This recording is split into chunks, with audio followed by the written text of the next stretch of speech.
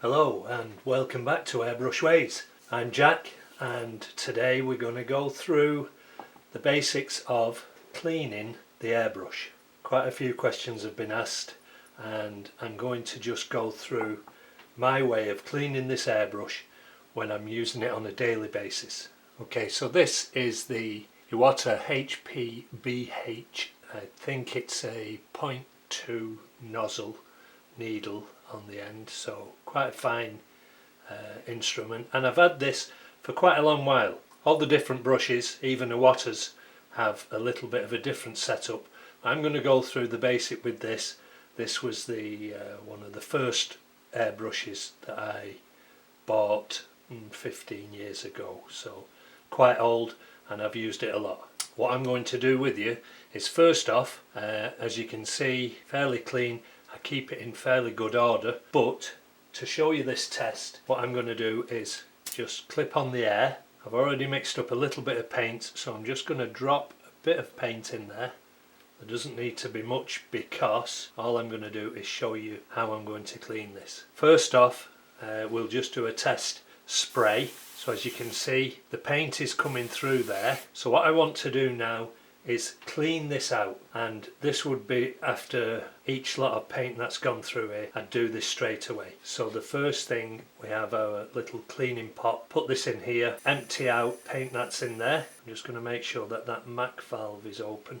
We can see now it's empty. I'm going to get some 4012 reducer. Now you can use the 5618 airbrush cleaner, which is very similar, I think, to the reducer, but not quite as strong, so you can use that, but I do use a lot of that, so I've tend now to start putting this in. So we put some in there, shake it around, spray it out, and spray it out. You can see I'm backwards and forwards with the needle.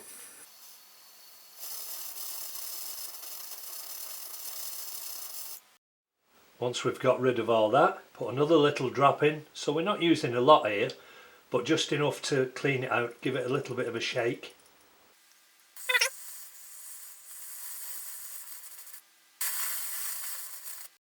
Okay, so now that's that out, tiny drop more, shake around, spray. So now we're coming through clean.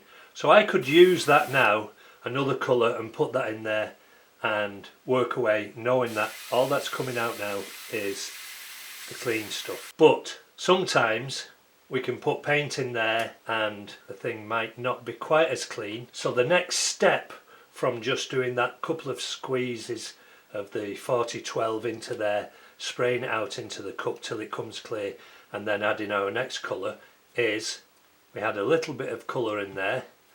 Get our brush, make sure it's clean.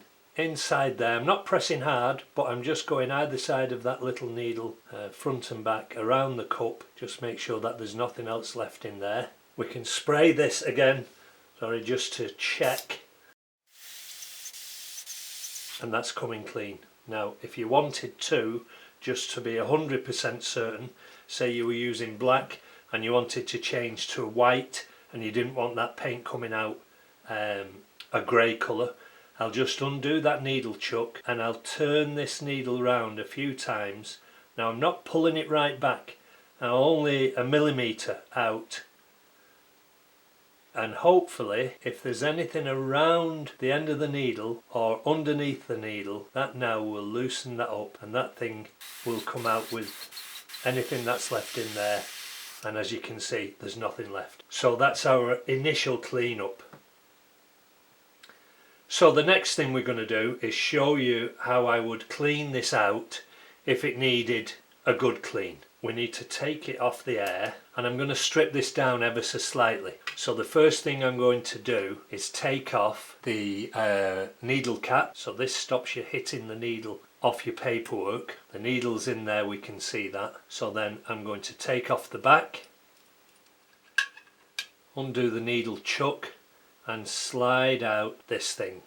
Now we've got the needle there. If I was doing a full clean off, the first thing I'd do is clean that. You can see there's a little bit of paint still on that needle, and I'm careful that I don't bang the end of that. So once we've got that done, the needle is clean.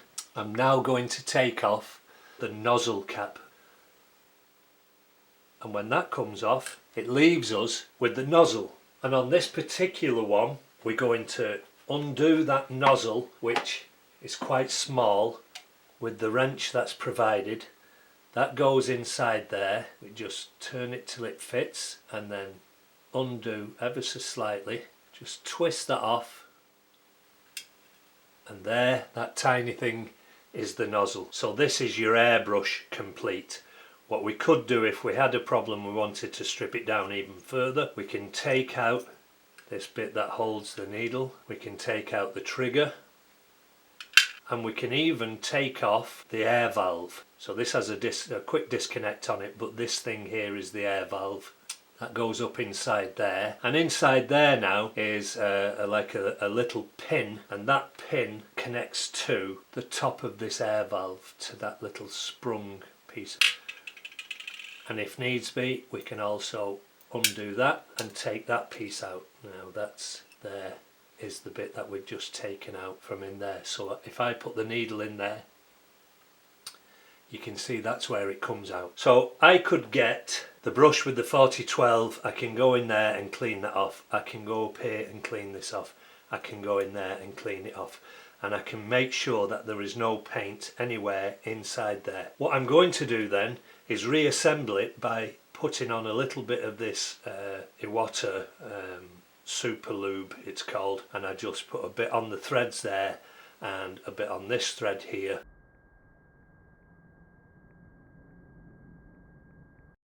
So once I've put the super lube on these joints here, I need to put the thing back together.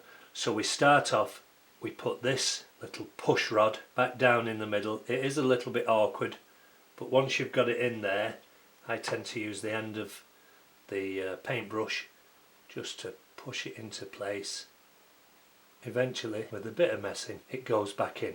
So that's that in there. We're then going to get the air valve, put that in. Now bearing in mind we will have just put some lube onto that joint, onto that seal, slide that in finger tight. So now we've got that ready. We can then put this in here, so that goes in with the small end facing upwards, and then screw that back in. Then I'm going to hold the needle chuck, pull this back, get hold of the trigger, and there's the bevel at the back. Put that in there first and then turn it round, drop it into place. We can see it bounces up and down, so it's on that air valve. Let go of that trigger, just make sure the chuck is open. And then a little tip for putting this nozzle back on is I get the needle, I put that up inside first, and we can see it's coming out there at the end. Then I get hold of the nozzle, which is a tiny little thing, and we don't want to cross thread this, so that's going to go onto the needle, no pressure, just let it drop on, and then bring that needle back down till it sits into the airbrush, and then from there you just pull it back slightly. From there we can twist till it fits back on.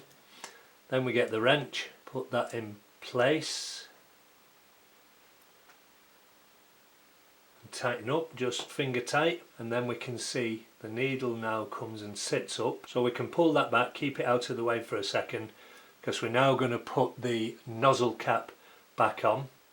Okay, so we don't want to bend that needle, so we keep that needle out of the way until that's on. Now we can open the chuck, slowly push that back into place, fasten the chuck. Then we get the needle cap, so this stops you hitting the paper or getting too close to your work. And then we put the back on. So that's the whole thing cleaned out and put back together. If there's any questions, leave them in the comments below and I'll try and answer them for you. But for now, I'm Jack, this is Airbrush Ways. Thanks, and we'll speak to you soon. Don't forget, thumbs up and subscribe to this channel. Bye.